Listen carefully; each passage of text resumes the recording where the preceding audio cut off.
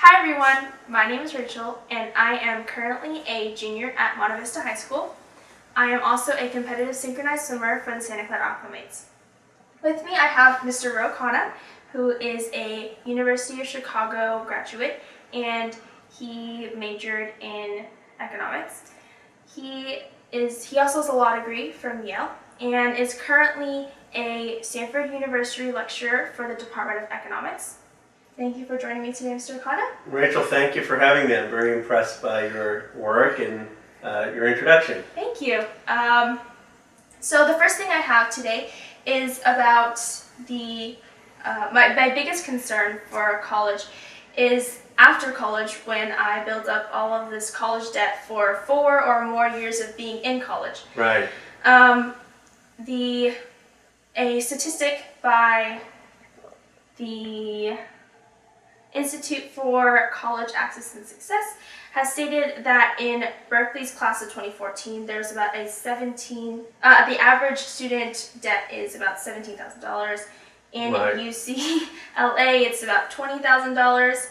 And in general, for all UC students, last year it was about $20,600 per person. So I also had seen on your website that you are still paying off your college debts. Right. And you have also proposed making colleges debt-free. So what is your view on college debt and student debt, and how do you plan on making colleges debt-free? Well, Rachel, it's an excellent question, and you've obviously done your research, but it's a huge issue. You know, I have had the chance to work for President Obama, and I worked at a law firm, I teach at Stanford, and I'm still paying off my student loans. And so many folks are graduating with debt, as you pointed out, $20,000, some even $50,000, $100,000. Sometimes they're not being able to get a job right after graduation, and it's a huge burden. So what I have said is we ought to provide federal grants that allow you to go to college for free, and then you pay them back based on the type of job you have. So if you graduate and then you eventually become working on Wall Street or going to Google, you have an obligation to pay back more. Right. If you end up becoming a teacher or going to public service, you pay back a little less. And if you're out of work for a while, looking at starting a startup or other things, then you don't have to pay them back till you have an employable job. This will allow people to go to college without accumulating debt and will be self-paying because people will pay it back based on the income they make later in life. It's the top issue I'm running on because I think we need young people to be able to go to college without worrying about so much debt. Right. Going into college for admissions, especially in UC admissions, I plan on staying in California for my college. So my top colleges right now are Stanford University and UC such as Berkeley and LA. Yeah. But a recent article from SFGate had said that Berkeley and LA have had a lot more out-of-state students. Absolutely. So out-of-state, Berkeley has had, in their class of 2019, they have, 35% of the students are out-of-state students. Right. So how do you think that we can change the acceptance rate so it benefits more of the California residents, because California state taxes are the ones that pay for these universities? And also in general, how do you think that UC is accepting more out-of-state students? What is your opinion on it? Well, this is a huge issue, and one of the things I've said is California schools, the UCs, have to prioritize California students because of the point you made.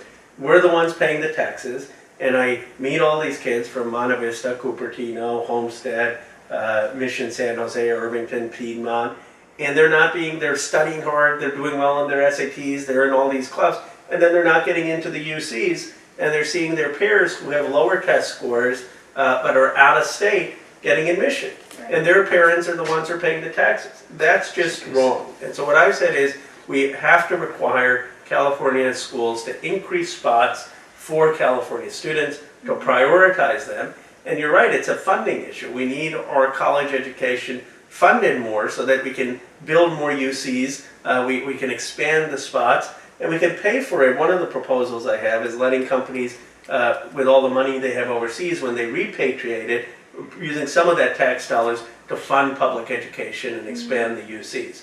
But prioritizing California students is a must, and right now it's not happening, and it's one of the biggest issues that young people are facing in our district. Right.